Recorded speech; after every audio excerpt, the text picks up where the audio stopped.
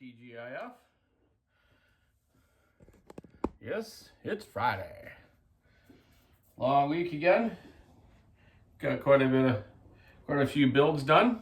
Let's just read on the calendar what I did this week. 1, 2, 3, 4, 5, 6. Not bad. I did 12 this week, 12 saws. I haven't got to yours, sorry, but I'll get to it. Whoever's out there. So it's our second kart race this weekend for the winter series. Yeah, we have a winter series up here in Canada. And no, it's not on ice or on snow. It's on pavement, and it's supposed to be an excellent day tomorrow. It's supposed to be all sunny and double digits. So the Walker's Saw Shop kart racing team, which is me. And Steve Addison and his daughter are kind of on our team too, but they're not coming out this time. They're quite into their snow skiing, so they're going to be heading up to the mountain, probably snow skiing or snowmobiling. But me, I'm going to race because I missed the first race, but I want to hit the second. I also do some technical stuff at the track and help kids out, so I want to get there this time and race and have some fun with my friend Bruce Donaldson, which is coming out with his 2 kids. There's one boy is old enough to race in the senior class with us, which is kind of cool. He's quite light, so he'll probably kick our butts because we're heavy old dudes, but we'll have some fun. That's what it's all about. So hopefully I'm going to drag my dad down there too and watch with me and mom. Actually, I'm going to ask her if she can just bring dad down there for a while and come and watch and meet some of the people they haven't seen for a few years. So I'm going to be racing my 4-stroke this weekend. The 2-stroke, like I said, I haven't quite got all together yet. This is my 2-stroke. It's a CRG chassis with a Vortex 36 horsepower case reed induction motor with a clutch. The clutch is, it's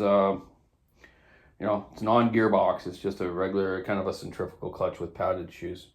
So I'm just tinkering it all up, and I got some new tires I'm going to pick up this weekend from Gary, and then I'll get the tires on and get it rolling out for the next race.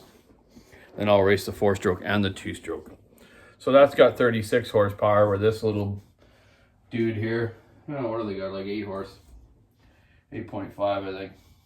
But it's still fun, So this is like this is the L206 engine, crate engine. So it's got a tag back here, which is supposed to stay on. You're not supposed to get inside this motor. The only thing you can play with is your valve lash and your carburetor tuning, there's rules on the jets and the venturi size and the slide size in the carburetor here. That's the slide. So we're trying to get a level playing field with some guys that are light, like my friend Bruce's son there. He's going to weigh in probably 60 pounds less than us, so he'll kick our butt. So I ordered from Briggs & Stratton the junior slides for the carburetor, which restricts the intake, sort of like NASCAR restrictor plate. You guys will all know about that down in the US and Canada. So this one's ready to go. I just put a new valve springs in it. Now, putting valve springs in this, you got to remove the head. It's a bit of a pain, but then you put a new head gasket in it and you can look at everything. It's very clean inside. I've been running AMSOIL, which is, they designed an oil for the Briggs L206 racing engines, or all the Briggs racing engines. It's synthetic, and I change it every race day. But you could probably go 2 or 3. It's such good oil, but it's very clean inside. I'm really impressed with it. So I set my valve lash here at 3 thou on each. Some guys set them tighter, and some guys set them looser. I think 3 on each has been working for me. Yeah. You're not allowed to play with your cam, so your valve lash changes a bit of your duration of your cam. But you'd have, maybe when I get the dyno going, I'll put a couple of these engines on there and play around and see what better, because setting the valve lash can change your timing a little bit. So this one's ready to go. Carbs clean. all set up, set the float height and the drop of the float, which is important on these. And I've set my valve clearance. So I put new valve springs in, and the reason I did, because I haven't changed these, I have a whole season on them, and I think that's a little too long. I measured them with my calipers. You know, I don't have a valve spring compressor gauge thing, you know, like that you would use for race car engines, but I basically just measure these, and these ones now are 0.904, so 904th of an inch, 904,000, and the brand new ones were like 930. So they've compressed, you know, almost 30 thou. So that's a big difference, and that can make a difference. Years ago, when we used Hondas in four-stroke racing, me and my brother used to put valve springs in just before time trials, and we'd pick up a couple tenths on the track each time. So that makes a big difference. This weekend, I actually gonna just race the four-stroke, yes. I did actually discover on the internet the other day, you can get a tool for the valve springs that you can just take the valve cover off, the rocker stud on there, you put this tool on there, and you can change the valve springs without taking the head off. Super handy. I'm ordering one next week, and that way I don't have to take the head off every time. And I'll be able to help people out at the track. I'll go, you know, if someone wants their valves changed, I'll go change them for them, then show them how to set their valve lash. Which you basically, setting the valve lash on these, you get the piston, the top dead center on compression stroke. So the valves aren't open, obviously. And you roll it forward about an 1/8 inch past top dead center, TDC. And then I set the valve lash and tighten the center nut. I don't know if this is interesting in everyone out there. I know you guys all like the chainsaws and whatnot, which is cool, but this is basically just a big four-stroke chainsaw. I do love my two-strokes, though. I've always raced two-strokes. You know, I've raced these type of karts in Europe and the US and here in Canada. Those karts there, you know, they do 100 miles an hour. Those are called Formula A karts. They were 100cc rotary valve intake engines that rev like 20,000 RPM. Super fun, direct drive, man. When I was racing in Japan, man, oh my God, that straightaway was wicked. I don't know how fast we were going there, probably close to 100, but super, so much fun. It's so hard to describe, man, especially when you're in a pack of guys and you're fighting it out. Eh? Great sport, great sport. Some of the top car racers in the world have come through go-karts into NASCAR, IndyCar, Formula One. I actually have raced with Jarno Trulli and Jensen Benton from Europe. I actually raced with Jensen in Charlotte, North Carolina, and then I raced with him in Japan too. Super nice fellow. Then he got into car racing and ended up in Formula One. Unfortunately, my family and maybe I didn't have enough talent to get in farther, but you know what? I still got to race with some of the top in the world and had great experiences in life. I spent a lot of my money when I was young, traveling around to go-kart racing all over the world. And my dad did too. Me and my dad and some friends of mine and my mom would come along quite a few times at certain events. But me and my dad a lot of times went on our own down to Tacoma, Washington, Portland, Wenatchee, down in the Oregon, Washington area. And then sometimes we'd venture over to Alberta a couple times in like Calgary area. Oh yeah, that's what it is. I got get a couple more cylinders done here right now. I'm gonna do a 390 for a friend of mine, Steve, and a 461 for a fella, and that'll be my 2 cylinders this morning. Then I'm gonna go do a whole bunch of mufflers. I actually did a muffler an old style way for a friend the other day, a 500i. I put the port on the side that I always have done, and enlarge the original one with a deflector here so it doesn't blow on his face.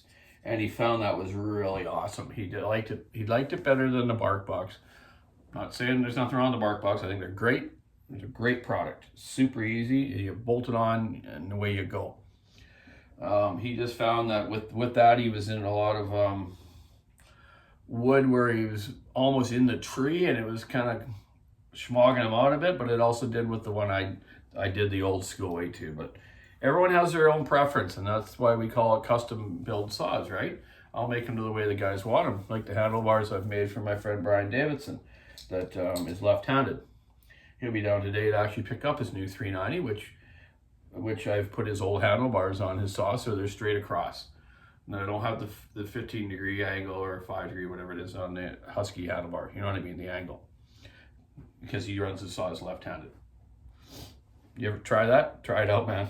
It's weird. But obviously when you're left-handed, it's not weird, right? Yeah. So anyways, just want to say thanks for everyone watching lately and commenting on stuff. Oh, here's another product. This little gadget here I have on my keychain, eh?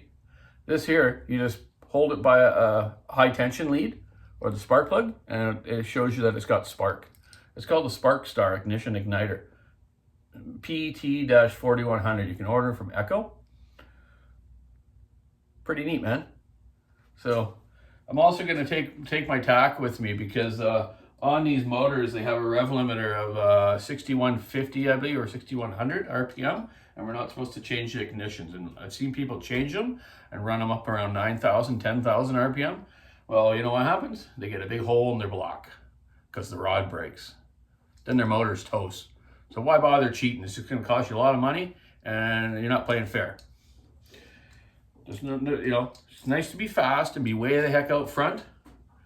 Be super fast and go, oh, wow, look how fast I am. But you're not racing anyone. You're racing the air, man. So don't cheat. Be legal, or I'll catch you because I'm the tech guy. I've thrown a lot of people out at races. Don't like to, but you know what? It's just not fair. This way, when everyone's at the same level playing field, you can have racing, man. There's 5 or 6 you at the same kind of speed, so that, you know, you break a guy, or you know he screwed up at one corner, and you get him on the straightaway, you know, or a little drafting. With these type of kart racing with the 4-stroke, you got to be that way. You got to be smooth, and you just got to wait for that moment and take advantage of that driver in front of you if he makes a mistake, or if you make a mistake, he's going to take advantage of you. I'm pretty smooth, and I hold a good line.